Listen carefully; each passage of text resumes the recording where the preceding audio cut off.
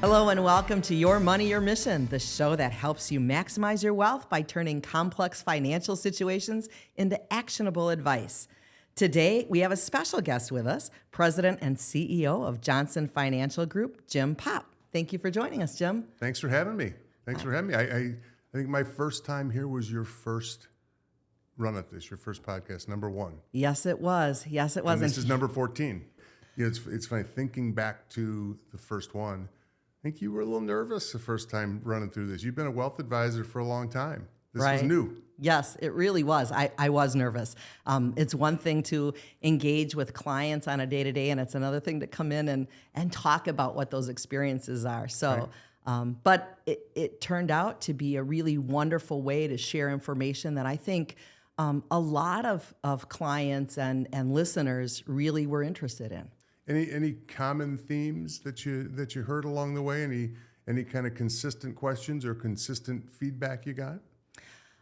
So we had really positive feedback about the kind of topics that we were doing. That it was kind of Good. It was crossing folks at different stages of lives. Mm-hmm. So we had a podcast episode geared towards the young professional that really address things that are important to them. How am I going to deal with the student loan debt? How am I going to be able to move forward with some of those major life events that happen between 20 and 45. And we got a lot of really positive comments on that. In fact, we even had some folks come into Johnson Financial Group after that podcast and ask for some of the same advice. So that was pretty amazing. That's the point, right? Right. That's part of the point. Part of the point. That's part of the point.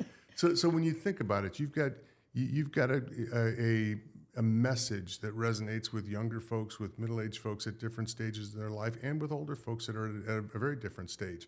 How has it resonated across those generational spans? Yeah, that's been interesting. Well, and I think one of the things we contemplated with this podcast is we know that there's different concerns at different stages of life, mm-hmm. And that also different generations are have different levels of comfort in talking about right. their finances and what's happening in their financial circumstances. Well, it used to be, as you and I were talking earlier, it used to be taboo. Right, You didn't talk about your finances.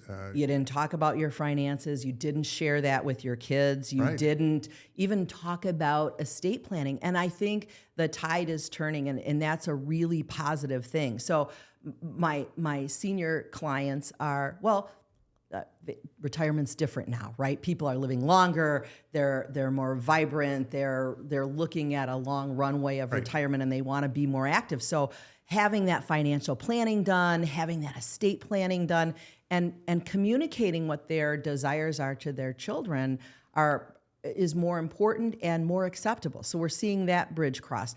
Younger folks, I think this is hugely positive. They're willing to talk about financial planning and the kinds of support they need mm-hmm. from a financial advisory firm earlier in their career. They're not just, I think years ago they'd go, if we're living check to check, this doesn't make sense. And now we're going, no, if you get in on that planning and you use this experienced resource to help you really identify your goals and how to get there, you're going to be much better off much sooner. Right. And so that's really been exciting. I think we found that with some of our younger folks also as we hire people, right? They have different motivations than we mm-hmm. had. I've been at this almost 40 years. My motivations when I was younger were very different than a lot of the motivations of some of the kids that we talk to and the young adults, the young professionals that we talk to. They're motivated just differently, right? Right, yeah. Right. They really are. They're willing to plan. They're willing to think about the future. They're willing to talk, I think, about the sacrifices that might have to be made to get to a certain point if that's what they really want. And it can be so different. Right. So what advice do you give to different groups of people generationally along the way?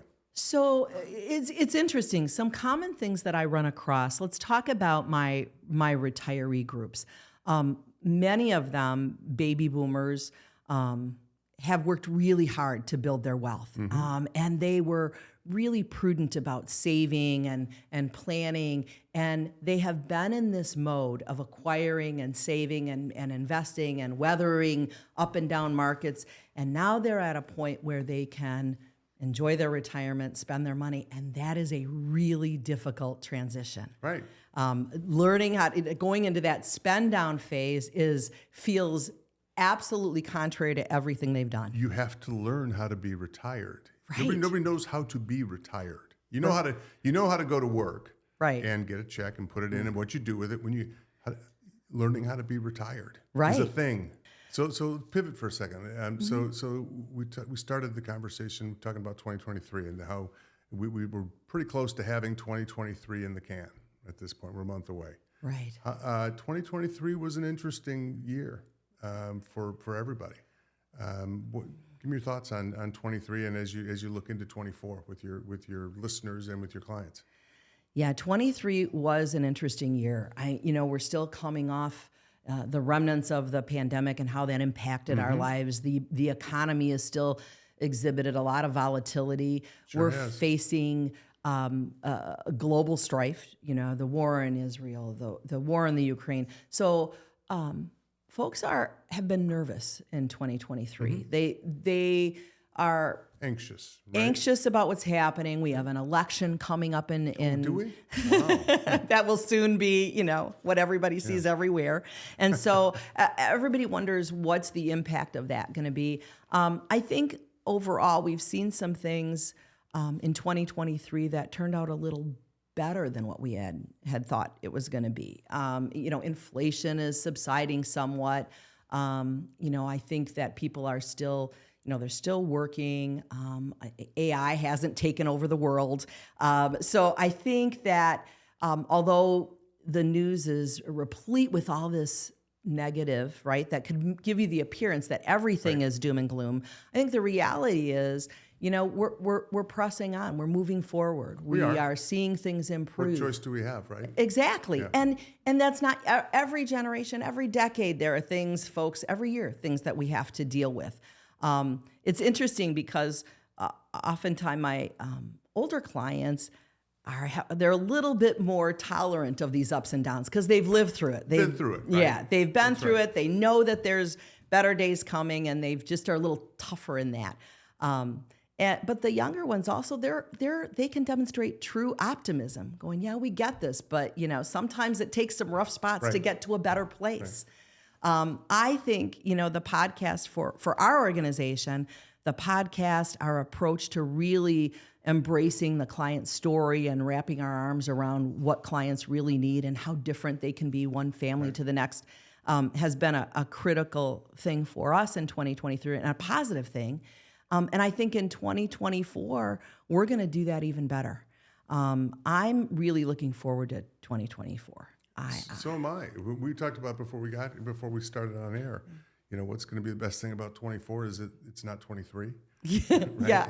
I think we're starting to get to a little bit of an understanding of where rates are, where people have got their heads around where the market is going to be for a little bit, where rates are going to be. There's not this problem of recency with rates.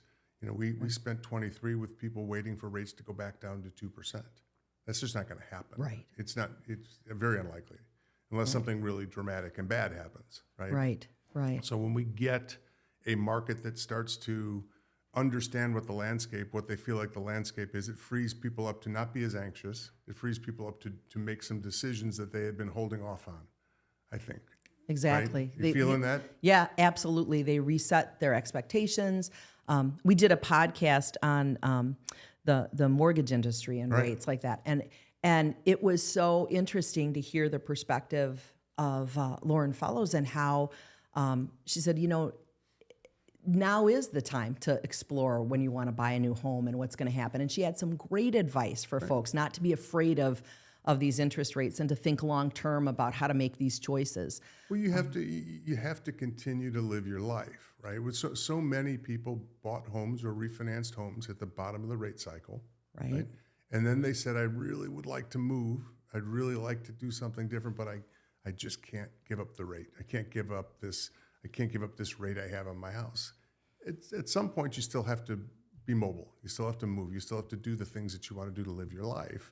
And it's just in a different rate environment for a little while. Right. So we've got 2023 pretty much in the can. As we think about 2024, I suspect you've learned a little along the way, and you've got some things that you're thinking about for 24. Give us a preview if you can. Sure. So we absolutely have learned some things, and one of them is some of the content that we're producing. There's a seasonality and a timing to it, so we're going to be a little more thoughtful in how we and when we produce certain things. So for example, March is National Women's Month.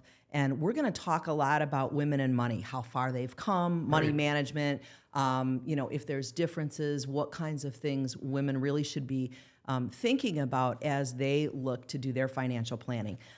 We also think it's really important, as we talk to some of our younger clients that are raising their children, that it's important to start talking about money young. Raising financially literate children can be challenging. Right. And so we have a podcast designed to really focus on that.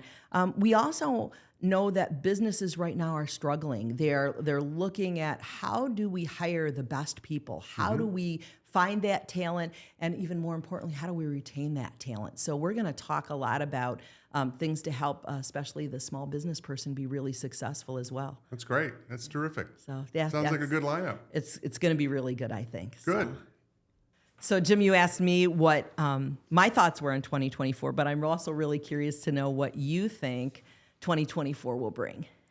2024 is going to be a really interesting year. I think the last couple of years have been a little bit of wild card years because things have happened that we weren't sure were going to happen. I think 24 feels like we have some visibility into some of the things that are going to really impact the year.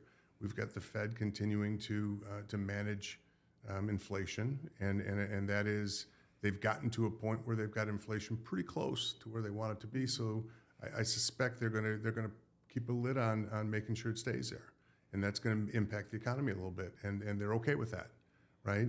We've got, as you alluded to earlier, we have an election cycle. We have got probably one of the craziest election cycles that we're likely to see from both sides, and I think that's going to impact people's willingness to make big decisions, and it's going to create a little bit of anxiety in terms of where the markets are going and where the world is going, and obviously we've got global geopolitical situation as well. So I think we're viewing 2024 as a year where it's going to be a real workman-like, grind it out, stick to what you do, and grind through it kind of a year, and stick to the fundamentals. Stick to really kind of keeping your eye on the road and your hands at 10 and 2 and driving through it.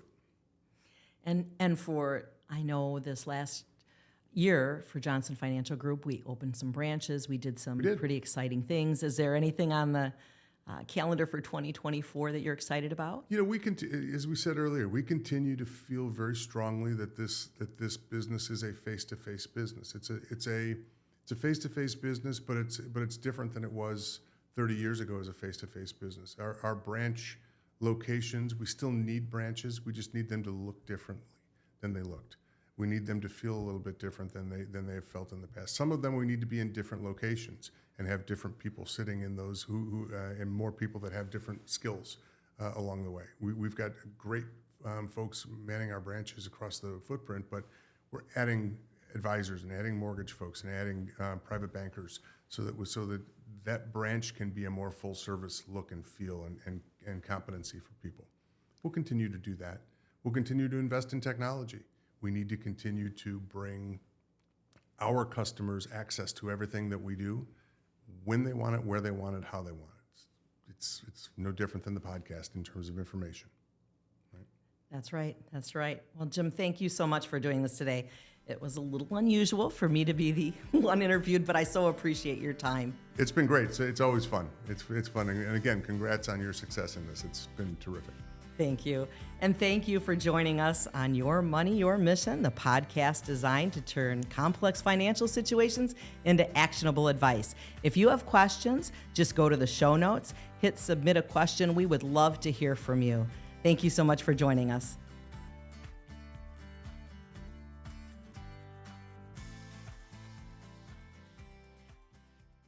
This podcast is not a recommendation to buy or sell any investment or financial product.